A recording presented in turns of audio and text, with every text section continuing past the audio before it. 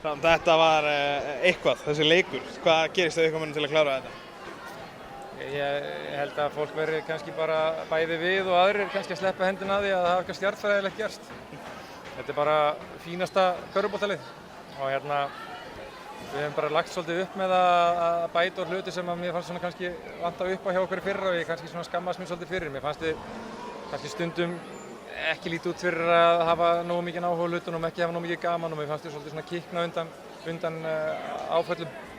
Og við erum bara búin að æfa okkur í því að vera svakalega þéttir varnarlega og berjast fyrir hvern annan og mér fannst það einhvern veginn vera saga leiksins meira sér þegar við vorum undir þetta í fyrsta sko. Já, hvað að gerast í fyrsta hjá okkur? Þetta var alveg bara hrikalegt, allavega skotnýtingin sko. Sko málið það var bara ekki neitt hræðilegt að gerast.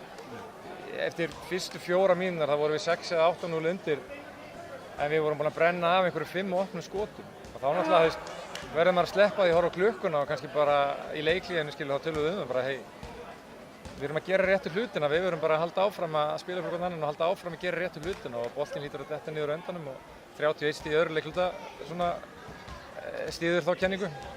Þetta var náttúrulega rosalega leikur undir lokinn og það munaði ekkert miklu út. Hefðu svona getað dottið með ákveðnum atvikum hvorum megin ánægði með hausana á þínum leikmönnum sem að halda þetta út? Já, bara mjög. Þegar þeir koma á okkur í seinni hálfleik þá reyndum við svolítið mikið að flýta okkur og vorum kannski að fara upp í svona tæpum færum en heilt yfir fannst mér við bara að vera að leita að okkar styrkleikum vann sér vel sko. Ég er mjög stoltur af þeim. En við höfum ennþá ótrúlega langt í land. Flott byrjun samt, 2-0 eftir 2 erfiða leiki, ferðalag austur og svo KR í öðru leik. En við höfum svo sem í gegnum tíðina ekkert farist það rosalega vel að halda okkur á jörðinni og ég hef oft þjálfað þetta lið í ótrúlega góðum leikjum og komið svo í leiki rétt á eftir og algjörlega svona einhvern veginn þá höfum við einhvern veginn gert okkur á píplum og tapa mánudaginn í bikarnum á móti Haukunum setur nú þetta tímabil aldeilis í allt annað samhengi þannig að fæturnar kyrfilega á jörðina bara strax núna inn í klefa og matur á mathúsinu og svo bara undirbúningur laugardagssundag. Colin Pryor, hann var ekki með í dag, er það meiðsli og hvað? Hann bara ákvað að taka þátt í nýjustu tískubylgjunni í dómurinn og fá einhverja matareitrun.